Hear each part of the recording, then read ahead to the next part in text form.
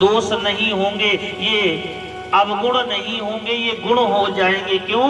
रवि पावक गंगा नाम तत्र गेया निदर्शना।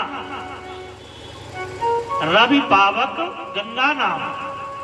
और इसी श्लोक का बिल्कुल सुंदर सा भावार्थ बाबा ने लिखा है कि समरथ को नहीं दोष गोसाई, समरथ को नहीं दोष गोसाई, समरथ को नहीं दोष गोसाई, समरथ को नहीं दोष गोसाई।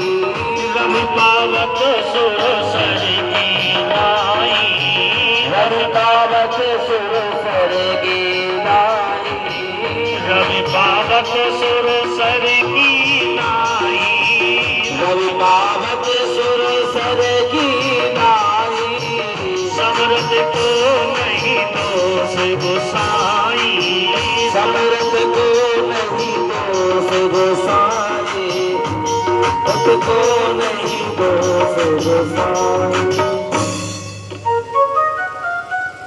बड़ा सुंदर उपदेश दिया। बोले रवि पावक सुर सर की नाई, समर्थ को नहीं दोष गोसाई। तो बंधु, जो सामर्थ्यवान होता है उसे कोई दोष नहीं लगता।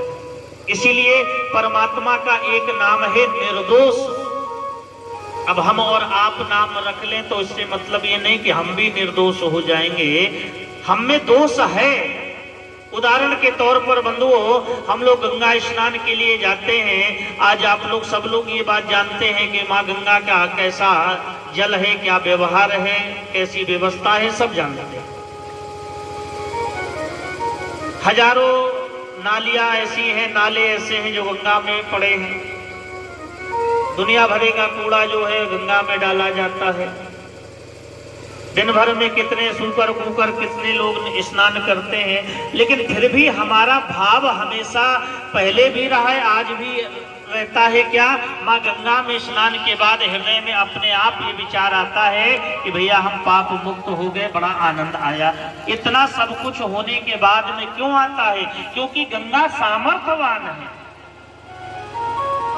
और गंगा से हमने एक कमंडल जल भर लिया स्नान के बाद में। बोले ठाकुर जी को भी नहलाएंगे, लेकर घर चले आए और हम वस्त्र बदलने लगे। इतने में एक कुत्ता आया और आकर के उसने उस कमंडल से जल पी लिया। तो क्या आप उस जल से भगवान का अभिषेक करेंगे? नहीं करेंगे। क्यों? भाई, जहां से लाए हैं वहां तो लाखों की संख्या में कुत्ते स्नान करते हैं, सुवर्ण स्नान करते हैं। नाली नाला कूड़ा सब कुछ गंगा में पड़ा हुआ है। वहां से आप जल ले आए, एक कुत्ते ने जल पी लिया तो आप स्नान नहीं करा सकते भगवान को। उसका कारण क्या है बंधुओं?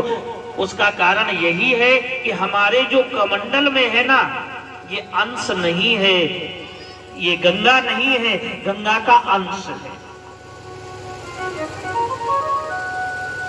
गंगा सामर्थ्यवान है, लेकिन जो जल हमारे कमंडल में है वो सामर्थ्यवान नहीं रहा। इसी प्रकार से परमात्मा में कभी कोई अवगुण नहीं होता है प्यारे, क्योंकि वो सामर्थ्यवान है। हम में और आप में अवगुण हो सकते हैं, क्योंकि हम लोग परमात्मा नहीं हैं, हम लोग परमात्मा के अंश हैं। ईश्वर अंश जीव अविनाशी, चेतल अमल सहज सुख राशि।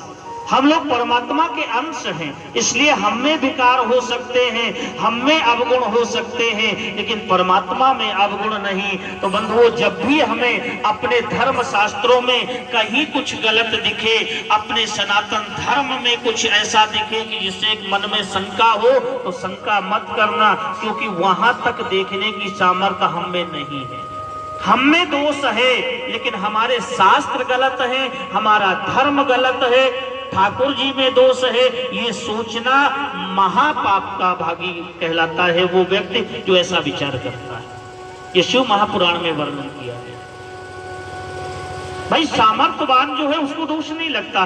भगवान सूर्य हैं, भगवान सूर्य का प्रकाश हर जगह जाता है। नाली में भी सूर्य का प्रकाश है, तो जल मत दीजिए, पूजा मत करिए आप। भगवान सूर्य सामर्थ्यवान है।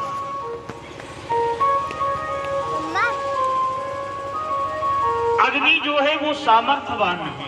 तो जो सामर्थ्यवान है उसको दोष नहीं होता प्यारे। इसलिए नारद जी ने कहा कि आप भगवान शिव के साथ में विवाह। रामलीला पार्क। अब यहां पर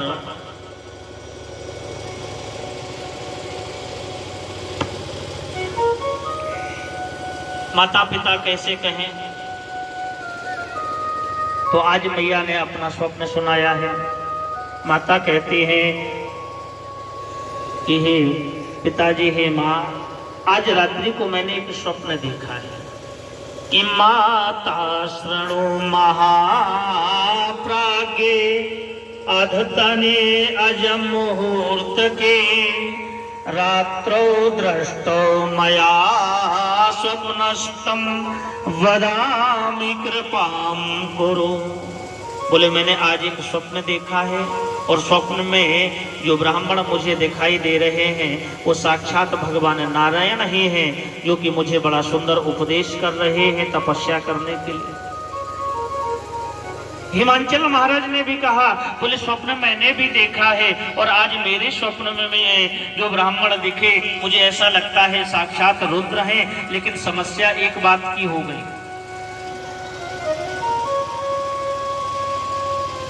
मैं पार्वती को लेकर के, अपनी कन्या को लेकर के वहां पर गया, अपनी पत्नी को बता रहे हैं हिमांचल। बोले देवी मैंने भी ये स्वप्न देखा है और उस स्वप्न को देख करके मैं अपनी पुत्री को लेकर के गया उनके पास में, लेकिन उसी समय सांख्य और वेदांत में भीषण विवाद हो गया और दोनों का विवाद जब बढ़ गया तो मैं पुत्री को वहीं पर छोड़ करके चला आया। इसका यहां पर वर्णन किया गया है बंधुओं।